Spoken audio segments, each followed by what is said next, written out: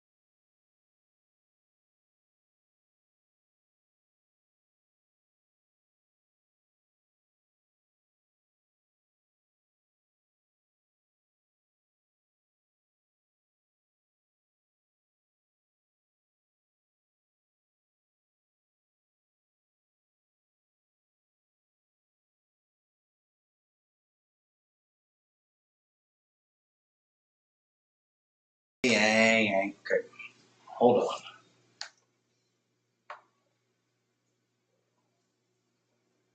It is now time. You are now tuning into the Mirepoix. Oh yeah, oh yeah. Big facts, big facts. Welcome in, everybody. Yes. We are here. The Mirepoix is here for you. Yeah. Good evening. Welcome on this beautiful Monday night. You know, we are excited to bring the Mirepoix, the show where we bring in great conversations. We're the base of a lot of great conversations, talking about food, wine, all things hospitality, man. So. Hold on, I'm gonna let this sound kick us off real quick. Ooh, that was nice. It's a little flinch there, but yeah, really nice, really nice.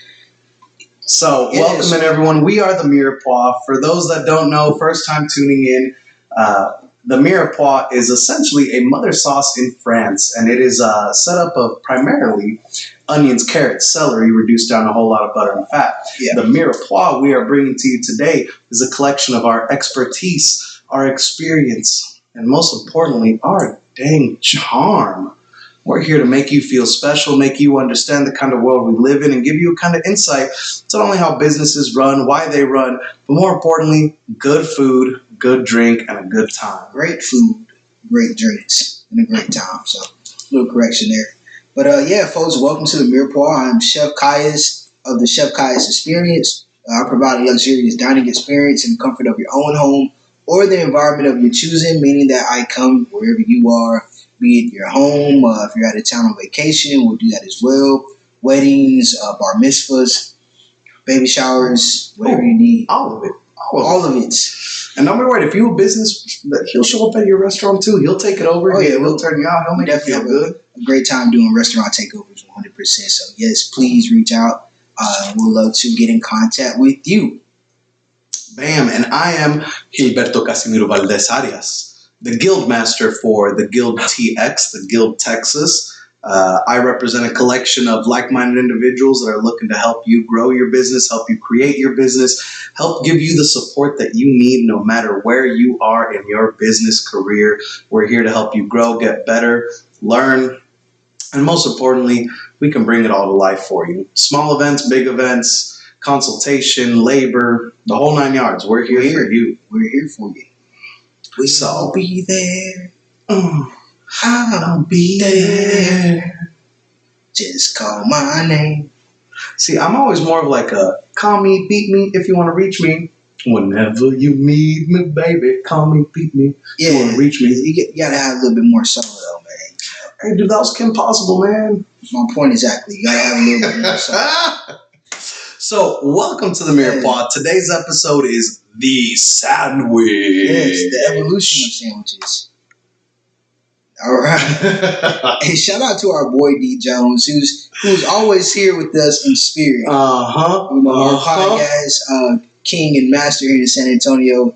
Shout out to If This Mic Could Talk for pretty much helping us get this equipment going in of our series and playing a little bit of an older brother role to us, you know, and we appreciate it. Spirit, yeah. So definitely shout out to him. But yes, to your point, man, this episode is about the evolution of sandwiches. Bam, bam, bam. Yeah, well, are we doing ketchups first? Or, oh, yeah. You know, we should let them know what we got going on. Yeah. So, you know, as far as the guild, what we've been up to recently, there's a little bit of work we do with some wineries out in the Fredericksburg area, the Hill Country, where we're tapping into that wine market because, you know, we figure if we got the knowledge of a sommelier, might as well put it to work. Might as well help out the people in the Hill Country, help take us over, help make us the next Napa. We're here for that. Oh, yes. And we're doing some pickup parties for them. Yeah. Helping plan it all out, get everyone rolling, get everyone up and going, playing my role in that part. There was a day where, you know, I fed 1,200, 1,400 people, did it all on me. Put it on his back. Yeah, that's pretty impressive, man. That's no big deal. Yeah. And yeah, we're looking forward to continued success with them. We're going to be putting on some more little private parties on for them. And that's a catch up. We got our mind on the Hill Country, got our mind on some good wine. I think this French wine, sorry, not the Hill Country, but we're there for you. Yeah. I think it's pretty awesome how much wine in Texas has evolved, man. That's a whole other episode on its own. Yeah, shout out to Texas for just being great at everything. I hate to admit it, as an Alabama native, I mean, we ain't got much but football and food, but Texas literally has damn near everything you want, man. Everything I don't like ruffling feathers, especially this early in the podcast, but here in Texas, when we say roll tide, it's because, like, we roll you, like we... Clearly, he didn't see the UT Alabama game. We didn't see either one of them. We're selective in our memory books, all right? Yeah, that's one thing you're not good at. Memory. But, so Chef Kai's, man, just really working on developing the areas in which I could be helpful and useful to my business and to my clients. My father has a ministry in Alabama, and one of my secret skills is being able to do a pretty good job with flyers and, graphic arts and things like that. So I'm just kind of helping him develop that, working on some content for our business with the Mirepoix and individual businesses. So yeah, just, working on different streams of income in addition to the Chef Kai's experience, getting ready for the holiday season. Because when it hits, man, it's going to hit hard. Hits. Yeah, so just keeping busy, keeping fresh, and developing my skills, man. It's always a opportunity to grow, man. So just got to keep it up, keep it going. And real quick, I just got to say, this man downplayed the hell out of it. He goes, I'm pretty good at making flyers. This man is a marketing savant. He's about to take over. You're about to see what he does with Mirepoix. If you haven't seen his work, check out the Kais experience. Check out his website. Check out his Instagram. Everything he's done, he's built from the ground up. And most importantly, that's going to be sitting in my brain. What was it, 3-4 weeks ago when someone sat there and said, you're the best person I've ever worked with. Oh, why is that, man? Because of your website, your professionalism, the ways I can interact with your Instagram and all the things you put out. Before she even had your food. Exactly. She still hasn't had the food yet. The event got rescheduled. But, we pride ourselves on, being exactly who we say we are, man. And being more than who we say we are. We might be very humble. Gilberto's also selectively humble. Selectively humble. He has his humble moments, but, in reality, he's really that guy. And I'm really that guy. So, and cheers to being those guys. You know what I mean? It ain't just flies. That's the whole thing. Yeah, it's the whole nine. Which, by the way, I've been drooling over these sandwiches. I want to dive into them. Yeah, man. So the episode, the evolution of sandwiches, man. We're a long ways from fried bologna and spam and mayo sandwiches with lettuce and tomatoes. We are here. Yeah. So Roberto, hey man, what are you gonna cook for dinner? We'll do a fried chicken sandwich. Well, we did a kind of a play of a cordon bleu.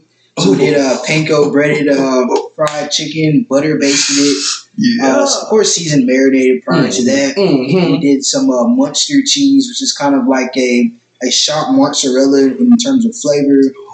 Did an arugula and a red onion salad or slaw on top of that with a lemon and roasted garlic aioli on there, Yeah, that garlic was roasting for a good minute too. Man. It was smelling up the whole apartment. The whole house. Our wine tastes like roasted garlic right now because that's how well the garlic got roasted. But all on Hawaiian butter toasted buns. Yeah, so we like our buns on the Mirepoix. Oh, clearly, we got the buns. Oh, I forgot the honey baked ham. Is there as well. So the honey bacon ham. Honey baked ham, bro. So let's talk about this one. Yeah. So I think I'm gonna get a knife. Yeah. While you grab the knife, I'm just gonna show this to the people at home. I'm gonna step up for you. Let me get this mic on the move. Let me see if I can open up this beauty for you. So. For those at home, just check this out. It's fully loaded. It's fat. It's delicious. And that's one of the things that we really are trying to move forward here with the Mirepoix. Is not just doing what everyone else does, not just showing you, oh, here's a sandwich, it's a BLT, and it's a pretty nice BLT. We try to impart our own moments on it, our own history, our own movements, and most importantly, our own excellence. 100%. I'll tell you this. The moment I have that sandwich, I'm gonna know exactly what excellence tastes like. Oh yeah, man. So let's start the chatter. So while he cuts into those, while we get that beautiful cross section, The wine we have for you today is a sparkling rosé. So, one of the big misconceptions is that only fine dining, fancy food can be paired with wine. And that is definitely not true at all. I've paired just about everything on this earth with wine. I've paired tacos with wine, enchiladas. I've gotten fried rice with wine. And so many people are really scared to dive into this new era, this new world of what we can bring to life and what we can do. And so I'm a big proponent in all fried food goes with sparkling wine. And so what I brought out for us today was a little sparkling rosé. Wait, can you tell us why that's the case? So essentially, everyone already knows it. You already feel it. So if you ever have a nice cold beer, you're always craving salty nuts, pretzels, something really salty, having that same nice crisp. And it's not for no reason. You know, it truly is. Fried food goes great with bubbles. Whether it's Coke and fried chicken, whether it's pretzels and beer.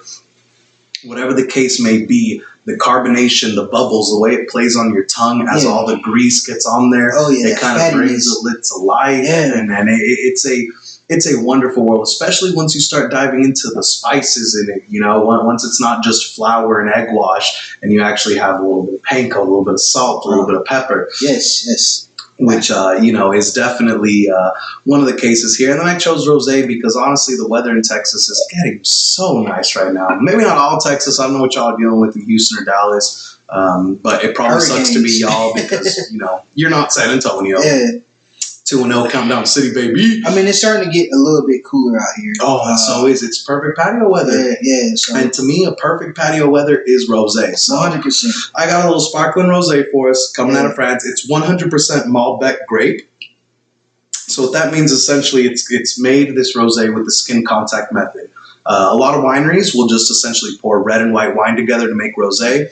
This skin contact method is they take a grape and control its fermentation, control its aging, do all the magic in the workshop they do to keep it a beautiful, nice color, keep it a rosé, and not actually turn it into a red wine. So had they fermented this longer, had they aged this longer, this would have come out bright red from contact with the skin, and it would have been a Malbec wine. But they turned into a Malbec rosé. And now that we got the cross sections, I'm sorry, I'm going to hold this up to the camera one more time. I saw you take the bite, and I was like, hold on, the people got to see. The people got to see. So, bum, ba-da, bum, bum, bum. Man, this light is not doing us any favor. Sorry, crew at home. For the guys that are editing these videos for us, sorry, but oh my God, look at that. You can see the color. All right, hold on. I'm going to take a bite now. I'm putting the mic down. Please do. Just talking about, I said we're a long ways from bologna sandwiches. All right. Like, holy... wow. I made this post on Facebook earlier, just pretty much talking about all the sandwiches I made. And I had somebody hop on and be like, yo, I be trying to tell my family this, like, sandwiches are phenomenal. There's so many options and, endless possibilities you can do with a sandwich, bro. And all the flavors you can essentially stuff into one bite. I think that's what I love about sandwiches, bro. Like, you're eating a whole meal, you gotta take a little bit of that bite, let me taste a little bit of that, let me taste a little of that. Sandwich is literally powered up with flavors, and you get every single bite in one, man. And just to jump right into the evolution, because this man is talking about exactly how it evolved for him. Sandwiches were originally just leftover food. The original sandwich was literally, hey, chef, I'm playing cards with my boys. I don't got time for a fork and knife. Throw something between bread and call it a day. That way I don't got to get my hands dirty. Yeah. From there, it involved, it was seen as a card game, finger food, little snack. Took itself over to becoming the source of all leftovers. Hey, just throw it between bread and call it a day. So we're here. Yeah. And I've had some good sandwiches. I ain't gonna lie. Shout out Station Cafe, downtown San Antonio. Oh, man, yes. Those sandwiches were really good. Amazing. Shout out Chef Sidtastic when she made those pork sandwiches for us. Oh my God, those were good. But There are not enough words in any language to describe the effect that this sandwich has on my soul. Can you walk me through it one more time? Yeah, one more time, man. So we got a panko breaded fried chicken. Okay, that we butter based. Man, that we show love, man. You know, just kind of based it. And we did a arugula and red onion slaw with a little bit of olive oil, some lemon juice, some seasonings. Did a roasted garlic in a dill aioli with some Munster cheese, some fried ham. Kind of like a spin on a cordon bleu, but my version of it. So all on a Hawaiian bun. God, and so the bread is probably the cheapest thing on the sandwich, but it has like the best effect on it. Like you have the capability to really like seal the deal with the bread. I do not go skimpy on my bread, man. Like bread has to be a quality bread with any sandwich I make, man. So just man, it's that intentionality that we put into everything we do, because honestly, I would not feel I would have the same effect from this sandwich if I put it, you know, on a sub roll or on a hoagie bun or on sourdough. Intentionality makes all the difference in the world. And when we talk about evolution of anything, whether it's sandwich, wine, personal, emotional intelligence, or anything like that, intentionality, being decisive and saying, I am choosing this and I am acting this out, is what makes all this difference. And the choices you have made, sir, to bring this sandwich together, I cannot stress this enough. This is a life-changing sandwich. Like I'm gonna put it on my mama right now. I'm gonna put it on everything. Put it on my mama. This is a life-changing sandwich. This needs to be a sound effect. I put it on my mama. Bam. Hey, you know what we got though for right now? Facts. Well, all right. Yeah, 100%, man. It is a great sandwich. I was actually reading on my research, man, that well, obviously, John, what was his name? Montague. Yeah, Montague. You know, very interesting name, but I mean, obviously, he was the first dated person to create the sandwiches. But sandwiches are super ancient. You know, being influenced by the pita breads, stuffed into different toppings and things like that, and you know, there's just so much history behind it. But even in that era where it was a gambling food, John was a gambling man. Yeah. There was a time in Britain where sandwiches were considered a delicacy. It was only for the fancy people. Hence the little tea sandwiches that you see for, you know, baby showers, where they cut off the crust and do all these, you know, really nice fillings and whatnot. So sandwiches has had like us, you know, there's nothing new under the sun. Yeah. So where we're saying that, you know, there's an evolution, well, it's really a cycle. You know, you have these moments where, who knows, back in I mean, you think of a pita, bro, they put chickpeas in there and onions and tomatoes and tzatziki. And this is, you know, way before John probably even existed. Here we are now talking about this beautiful sandwich. But, bro, I've seen bologna sandwiches in, like, high-end restaurants. Oh, all day, dude. Spam is currently making a comeback right now. Yes, Spam, for sure, is one of the things that I grew up eating from my pops, man. He would make these little thin, crispy slices of Spam and fry it up real good, bro, and some scrambled soft eggs. I'm talking about just phenomenal stuff, though. So, and to that end, on your Instagram, by the way, what's the full handle? It's at Chef Kais, right? So at Chef Kais, that's ChefKaius. You're making the post about, you know, what is a sandwich? Where are these sandwiches of our past? And you had brought up Spam. And I'm not going to lie, you had mentioned being spoiled. I grew up in a Latino household. I had never had Spam. The first time I had Spam was with Chef Adrian Abella. Shout out Chef Adrian Abella, the true hero, the man, that the myth, the legend, everything he is so phenomenal. But he's Filipino. And the first time I ever had Spam, he had made me like a Spam fried rice, I guess, please, a Spam dish. And it was phenomenal. And all of a sudden I sat there and I was like, why do people downplay spam. This is amazing. Like, I'm sorry for whoever had spam, roasted in the can and just eaten fresh or whatever. However they ate it, that made them say spam is lower class food. Every dish I've had with spam, and again, it might be because I'm spoiled and I know a lot of great chefs in the industry and this and that. But man, dude, spam is it's great. Oh yeah, it's so good. It's got that salt on it. It's got that rind on it. Yeah. So to my original point earlier, how so many great things come from Texas. Spam comes from Texas. I had mentioned that in one of our earlier episodes. What?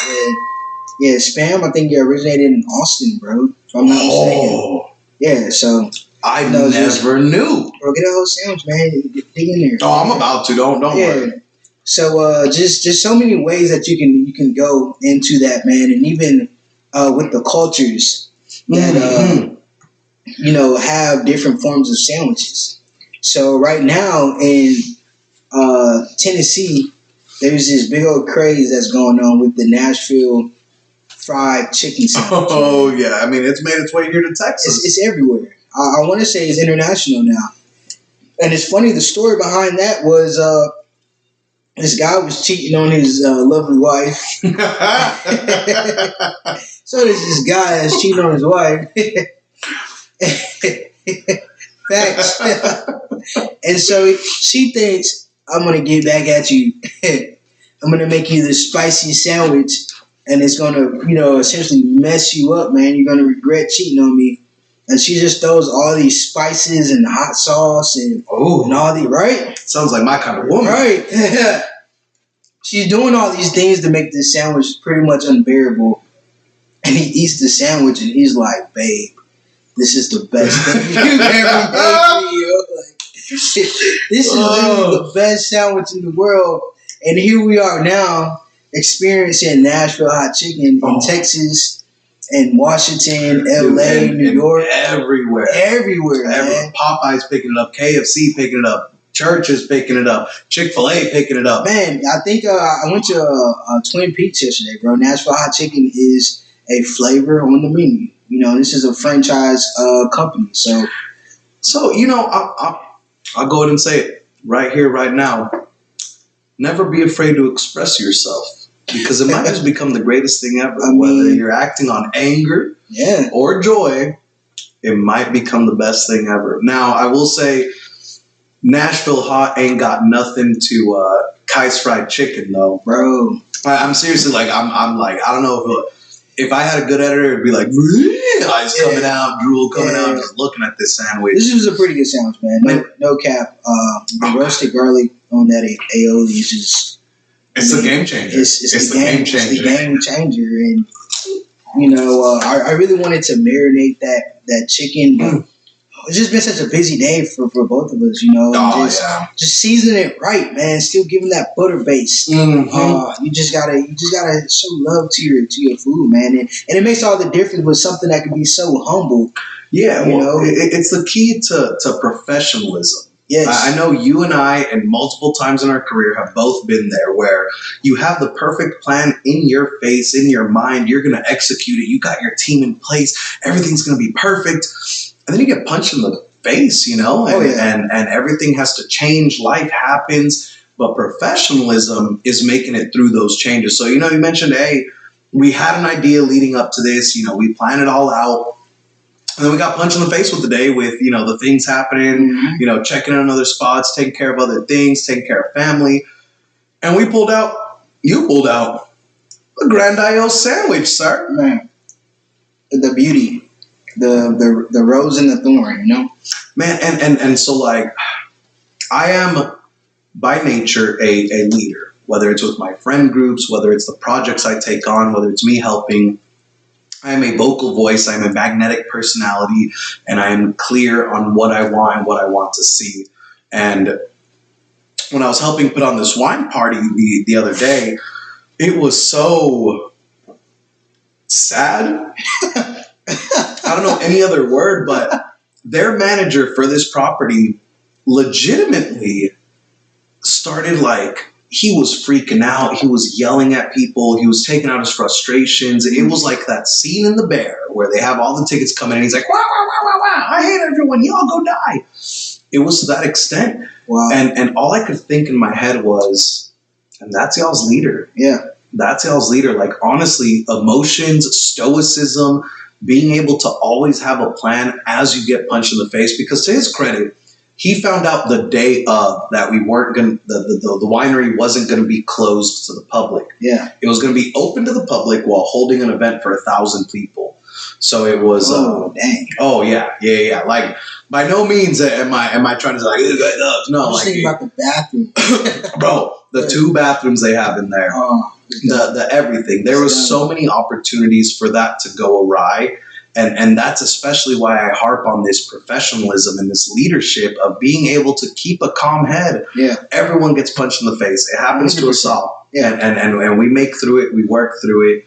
And it is one of those things that is the true make of a man, of a leader, of how you act and how you react and how you maintain your composure. And I know how hard it is to maintain composure in a world of chaos. Yeah. So right here, right now, free book recommendation to everyone. It's called Reflections by Marcus Aurelio. Marcus Aurelio was one of the last good emperors of Rome. He was actually considered the last noble emperor. But it's all about stoicism and all about, maintaining your emotional control in high tense situations, things like that. And just, it's a really good book. It really inspired me on how to be a better leader. In fact, I can firmly say this. Until I opened that book, I was nothing but a little boy, and really reading my way through that helped make me a man. Yeah, there you go. To the point where I can sit here now and say, I am all that is man. Yeah. A juror. Good stuff, man. Good stuff. I remember too, I don't know if this is the same party you dealt with, but probably not. But you had mentioned, going back to the sandwiches, a guy did a brisket banh mi sandwich. Oh, yeah. Yeah, so just, kind of tapping on how you see sandwiches throughout the entire world. Mm-hmm. This John guy was in, Europe. By the way, the sandwich was not his name. Everyone knows the story. The Earl of Sandwich, the Duke Earl of Sandwich. His real name was John Montague, but his title was the Earl of Sandwich. But yeah, you said it perfectly though. That sandwiches have existed across the world. I remember you brought up the Greek influence. Oh yeah, man. We're talking about right now the banh mi's. What would you say is which culture has the best sandwich? Or what is the best sandwich? America. And here's why. Bleep, yeah. And it might be my American. Can we get another shot? Honestly, I was literally about to step up and do that. AKA my girl. Shout out to my babe. Watching. There you go. Oh, there's the good light on. You get to see all them layers. Oh my God. And I say America, like I said, where I'm heading into was, hopefully this is not my American ignorance, but I feel like with us being such a culture built upon other cultures and essentially being, I want to say maybe like the world's greatest melting pot, bro. That looks beautiful on camera. I'm looking at the screen. Oh, yeah, right. Right. It's a beautiful sandwich, man. We just have the ability to be influenced by all of the best things the world has to offer. Yeah. And so going to your point with, or going to what you were talking about earlier, or what I brought up that you were talking about, was the brisket banh mi. Mm-hmm. Just bringing Asian culture with Texas cuisine. Even now, this cordon bleu is essentially a French dish that we turn into a sandwich with Hawaiian bread. Oh, you know what I mean? Like, it's just all these different things that we're able to adapt to and to learn from, and to say, oh man, I want to take the best from here, take the best from there, take the best from over there, and combine it into something that's beautiful and in its own entity. That's what I feel like America is able to do, man. So, yeah, and on all accounts, whether it's citywide, nationwide, statewide, it's now, mind you, The only other countries I've ever lived in was Mexico when I was a child, so wasn't paying attention to any of this. And I spent a few summers in Colombia where it was like, you live in a place for 3 months, do you really live there, or did you just have an extended vacation? But it's crazy to me that when I was in Colombia, when I was in Mexico, when I traveled to Japan, every time I travel through the earth, I like to eat. Whether it's Asia, Latin America, Europe, wherever I go, I want to eat. And it's crazy to me that here in San Antonio, in San Antonio alone, we got more different cultures, foods than we do anywhere I saw in Japan. Now, I will say this, though. There was a Mexican restaurant in Japan, and that to me was the most wild thing. I think it was literally called like taqueria something. And I sat there and I looked at that and I was like, what is this doing in the middle of Tokyo? Am I reading this correctly? Yeah. But we out there. Honestly, man, I feel like that is a strong statement from Japan. To just be like, we're so great at what we do, we don't have to do anything else. Like, I haven't been to Japan, but I only hear crazy stories about everything tastes like a Michelin star quality food. Even from the vending machines, you can get like super. Oh, dude, those vending machines. Yeah. And so, on the topic of sandwiches, bro, you mentioned those little tea sandwiches they were having in Britain for those little tea parties. Yeah. These 7-Elevens that exist in Japan, no, they need to rebrand themselves. 7-Eleven ain't got nothing on these 7-Elevens in Japan, where they literally had a whole multitude of sandwiches available. And that was literally like always my lunch. So it started with the strong breakfast. I'd go to any restaurant I could find that I thought like, hey, that's what I'm craving today, to start off with some breakfast. But for lunch, it would be on my journeys. I'd be walking, and it was always, I'd walk into a 7-Eleven. I'd look at their variety of flavors of everything. You know, these people have green tea flavored Monster energy drink in Japan. I mean, I bet it's infinitely healthier. I bet it's just infinitely better. Yeah. You know, I got that original flavor because America. But they had all these great sandwiches. And it was one of those things that it literally has its culture of its own in Japan, where they're called sandos. Yeah. I was going to ask you about that.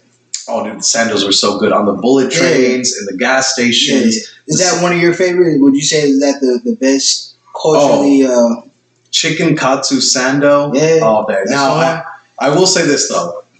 The best sandwich, quote unquote, I like them sloppy. I like them rich. I like tortas.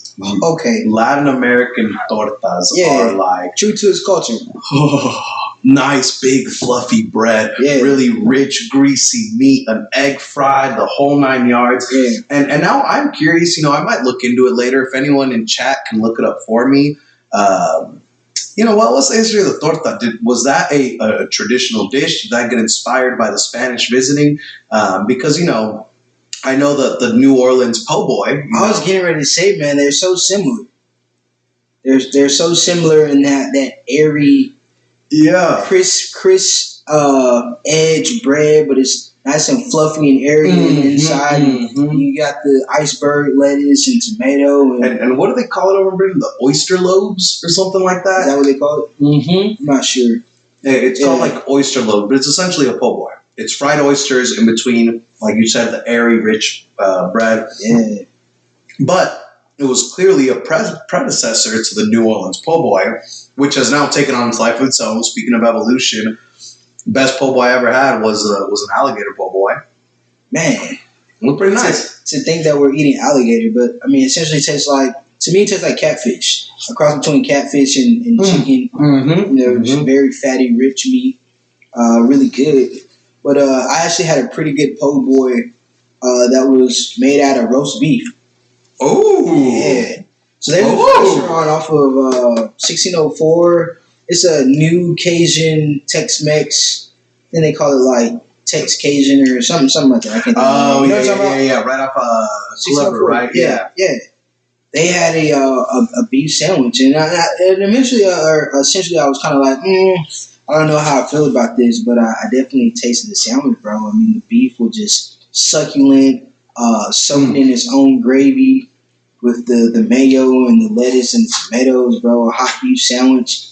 I mean, it was phenomenal. So that was the best po' boy that I ever had. And it's weird, man, because honestly, I'm not a big sandwich person. What? And it's the bread. I'm not like too big on. That's why bread is so important to me. When I do eat it, it has to be really good because I'm not a bread person, bro. Like the bread has to be flavorful. It has to have the texture. It has to have the proper seasoning. All that stuff has to be included. I'm not just gonna eat like some white bread, bro. You know, like so. But bread for me to be able to eat bread, it has to be just phenomenal bread. Hawaiian rolls, bro. Hawaiian buns. The po' boys just being soaked in all those juices and the fat and the grease. Oh my god. The au jus. Oh my god. Yeah, the au jus. There you go. The technical terms here, but yeah, so, man, it's good stuff. I'm gonna ask you this: do you just not like doughs in general? Because I remember you saying you don't like sweets, and when you mention sweets, you talk about cakes, cupcakes, honey buns, things like that. Is it just dough?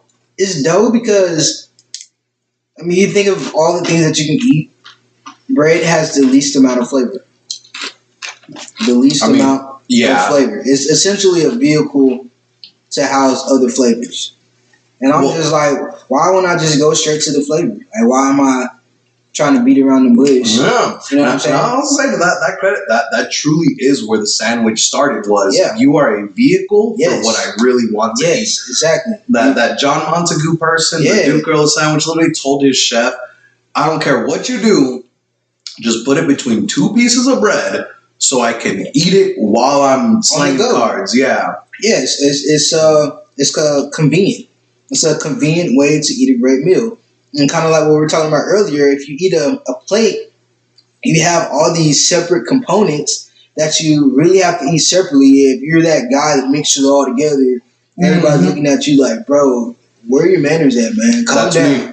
I put it all together. Calm down, boy. You know, act like, you know, you were raised in a house.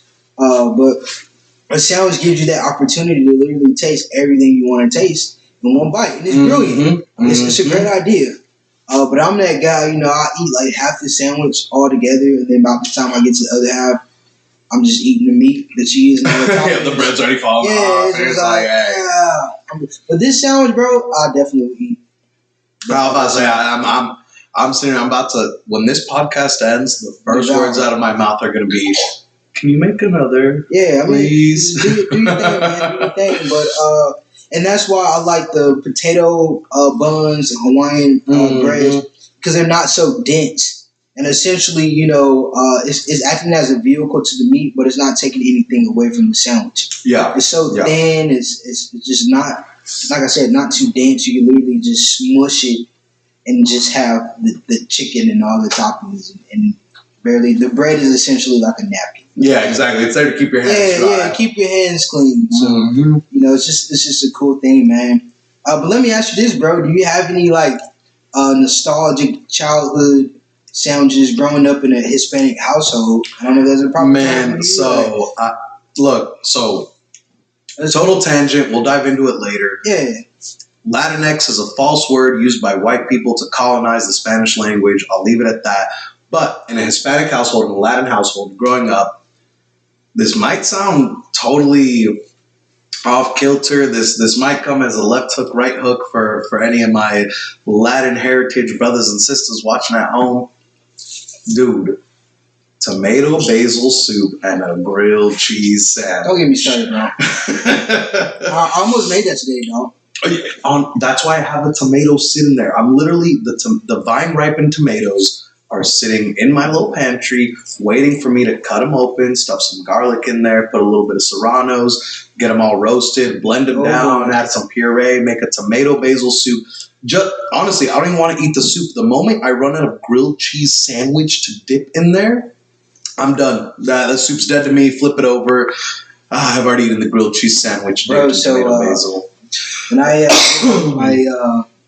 a little trip in Breckenridge last year, that was one of the options I had on my lunch menu for my guests was a truffle tomato bisque. Yeah. Gruyere, monster cheese, Gouda, all on the grilled cheese.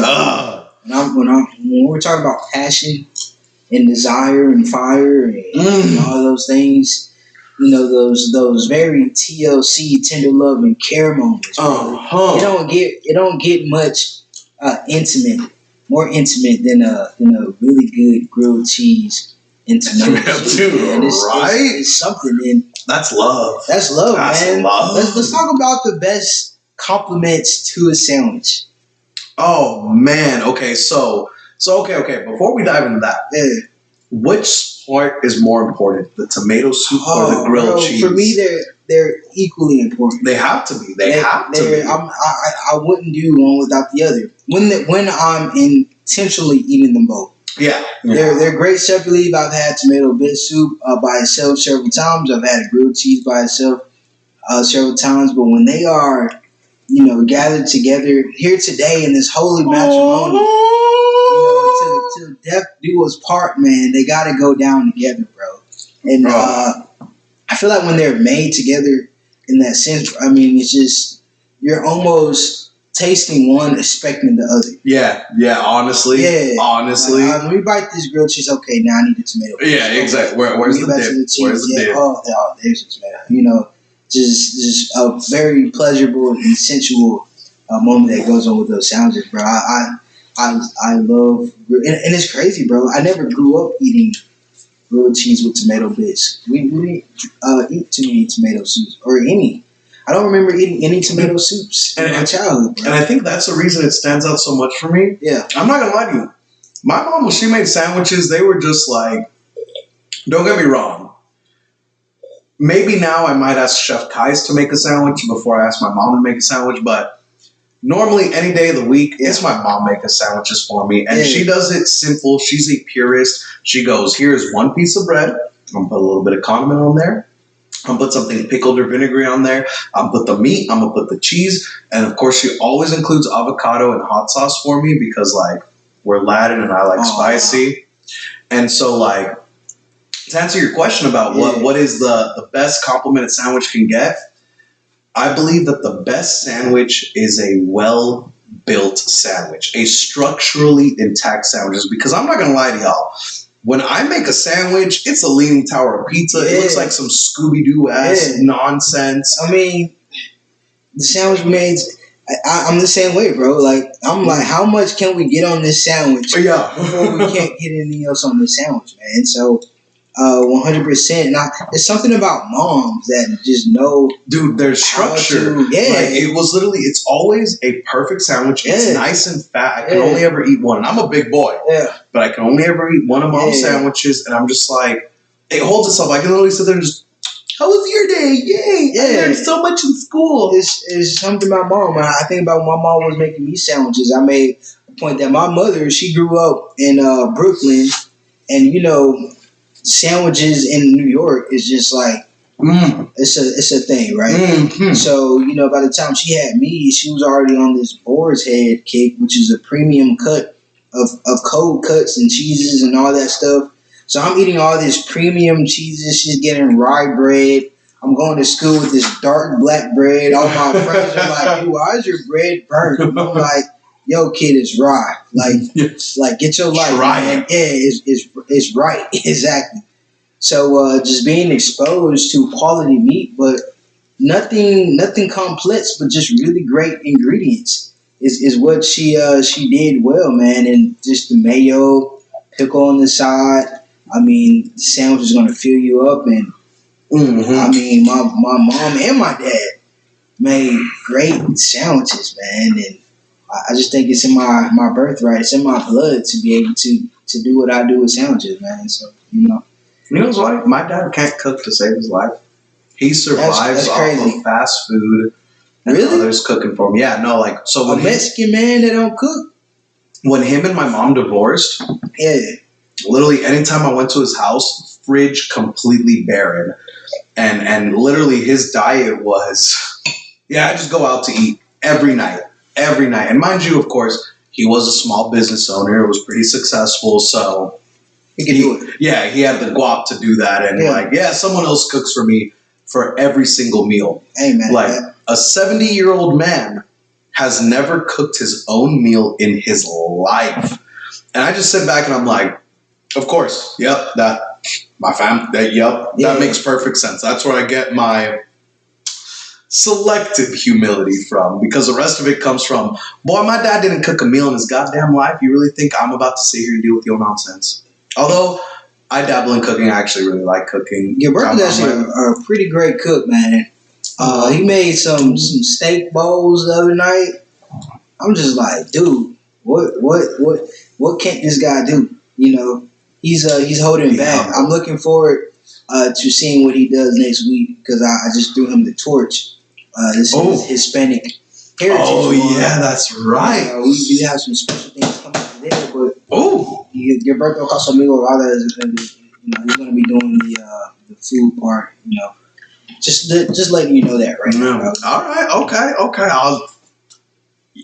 Mixtape, you heard it here first. Yeah, he's going to do a phenomenal job. I'm looking forward to that, man, because he definitely gets down. And I have to, so spoiler alert for next week's episode.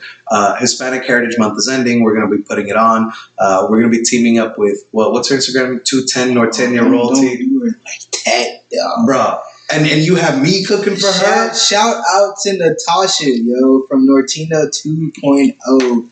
I predict that she's going to be the queen of San Antonio High. Oh, dude, all day. What's it, Miss San Antonio, Texas, or whatever.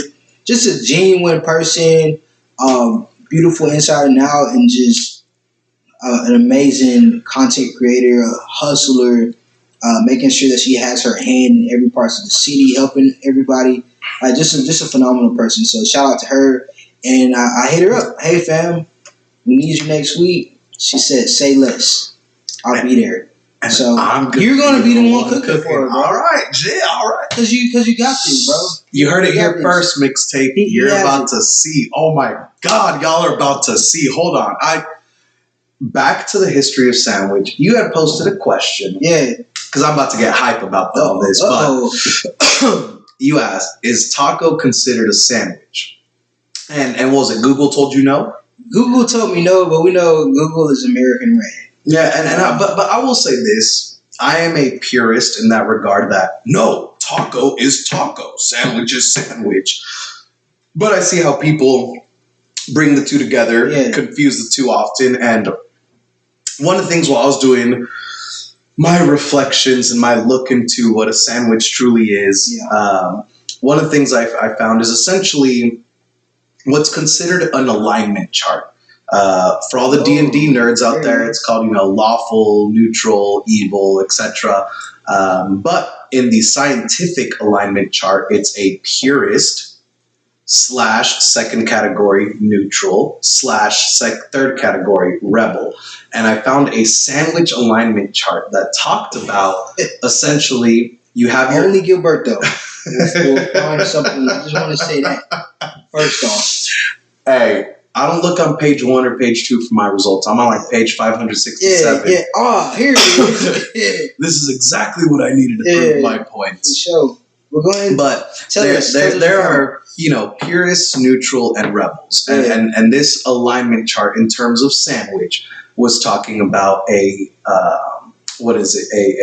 structure, purist, neutral, and rebel versus an ingredient, purist, neutral, and rebel. And the reason I even bring it up is because, you asked, hey, what's the best part of a sandwich? And I said structure, and you said ingredients. Yeah. And I'm sitting there and I'm like, hey, apparently that's the only two things that matter in a structure alignment chart or in a sandwich alignment chart. And they talked about, structure purist says, hey, it has to have 2 pieces of bread, top and bottom. Doesn't matter what those dough, fried bread items are. It just has to be on top and bottom. A neutral person says, as long as it's some form of bread and as long as it's some form of open face, like a wrap, like a taco, it don't really matter. And then you have the rebels that will do things like calzones or Pop-Tarts or like fully enclosed. Like to a structure rebel, a dumpling is a sandwich. I was going to ask, is an Eggs Benedict a sandwich? I mean, it's got bread involved somehow. It's an open face sandwich, essentially. Oh, open face sandwich, dude. Those little hipster gentrified term. we're doing an open face sandwich. No, you just didn't close my sandwich. Yeah, you just didn't have enough bread. Yeah. Because, like, when have you ever had an open face sandwich that you could actually close and eat? It's always like, I got to take the fork and knife to it. It's a tostada. I mean, it's essentially what I was saying with, the dish that if you're in a restaurant, you can't mix it all together. An open face sandwich allows you to have all your components piled up upon each other without eating it as a sandwich. So, because they still take a fork and knife to it, because open face sandwiches are not sandwiches. You can't eat with it. They are chalupas. I actually made a mistake, and it was, I don't think anybody picked up on it, but I made an open face sandwich for a cocktail party. Ooh.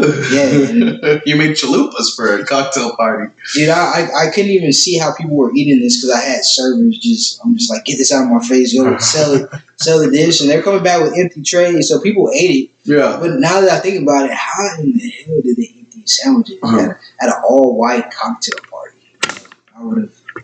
Nah, dude, they do like tostadas, bro. She stuff. Nah, she was playing one. Wait, you said she? No, you said she. Oh, yeah. Man, I want to pick up Trent for the camera. Let the world know. He's here. He's here in spirit. 100%. Hey, he's a cutie though, for sure. That's my buddy, man. That's my buddy. But yeah, man, I think we're getting back. So I mean, time. I will end it with all this. As long as you got bread and filling, I feel that you got a sandwich. I feel that the original Earl of Sandwich was actually inspired by a pita, gyro, that's a he got inspired by a bread bowl and called it a sandwich. Yeah. And to that extent, bro, as long as you got bread somewhere involved, I don't care. You call it burrito sandwich, sure. You call it tostada sandwich or an open face sandwich. They call it Euro sandwiches. Like, it's a thing. It's a thing. So Google, we're not going to conform to your small-mindedness. Yeah, Google. You should have said a sandwich is whatever you want it to be, whatever you think it is. Don't let your dreams be memes. Facts. All right. Yeah, hold on. I got you. Yeah. Hey, we're going to play around with that soundboard. Like, honestly, we're talking about, we're leading into mustards now, so the tuning in next week, we talked about having the Hispanic Heritage episode. Our special guest star, the Guild, will be putting on a small private event at another winery, bringing it to life, making it happen. But, hold on, is it tomorrow? I'll be building some shelves in this house. I'll be getting my handyman on, showing the world why it's Mex I can and not Mex I can't. And his then mechanic. Yes. And then Wednesday though, me and Kai's talking about we're gonna be hitting the ground hard with some content restructuring, some all sorts of fun, bringing things to life. And one of the things on our quest list now, I'm not going to lie, I am not very handy with electronics or technology in general. I'm good with like basic mechanics, but once we start getting to electronics and coding and all that, I'm lost. But we're going to be tweaking our soundboard. Yeah, we're going to be pulling out all the bells and whistles. That's all we've been doing. If you haven't noticed, elevation each and every episode. And we're only getting better. We're only getting richer. Yeah! So, y'all stay tuned for that.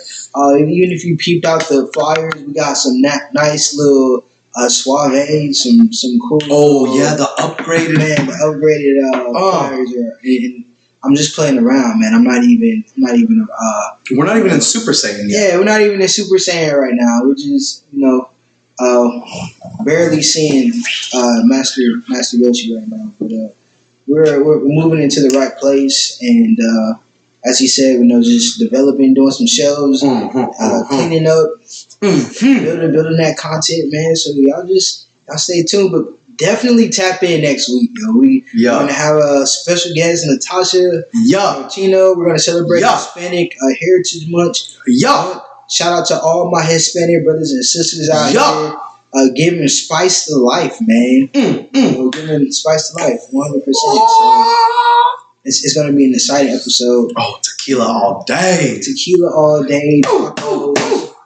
I need some carne asada, bro. Whatever you do, however you gotta do it. Dude, TJ Parks, he needs some sauce. Oh, no, wait, it wasn't carne asada he wanted. What do you want?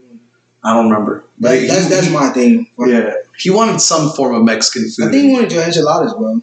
Was it? I mean, it was probably all of it. You know, I happen to be a great chef, according to the greatest chef. So D. Jones had Chef Gilberto. Oh, that's right. Yeah. You got to try. Yeah, he was like, dude, this is all I want. Like, everything else is good, but this right here is what I want. So I'm looking forward to Gilberto doing his thing in the kitchen. Yo, wine dinner's coming soon. I'll sit back and be a student to the two people celebrating the Hispanic Heritage Month. They're all celebrating together, but they'll definitely have a lot to pull in and give input on. And I plan on being a student, learning what I know, and supporting my people. So hey, I'm gonna say here, you heard it here first. Mixtape. I'm gonna be on Iron Chef Mexico. Let's do it. Wow. This is a great show, by the way. Yeah, that was. I will say. So, for those that haven't put the piece together, Kais and I actually got a house together. We're renovating it. We got our office space going. We got our storage units rolling. Like we are using this as our base of operations. But there was one night I came home. It was a long day. I've been up and about since like 7 a.m. I was getting home at like 10 p.m. And I walk in, and this man is just watching Iron Chef Mexico. Not even like dubbed. It just has the subs going on. I hear my people, and I'm like, what is going on? And I look on the TV. There's some dude with a nice little mustache. There's a dude with a luchador mask on. And I'm like, what? Yeah. Thank you, Kais. Thank you for supporting my people's Iron Chef. Oh, 100%. I mean, there's great food all over the world. And if you didn't know that, you need to go all over the world, man. America's not the only place doing things. Hell no. There's certainly not the only place doing things right. So shout out to the world for being able to have their beauty in different pockets all over the earth, man. Dude, shout outs to the world. Shout out to the world, man. Shout out 100%. to the world. There's a lot of people out there hustling and getting things done.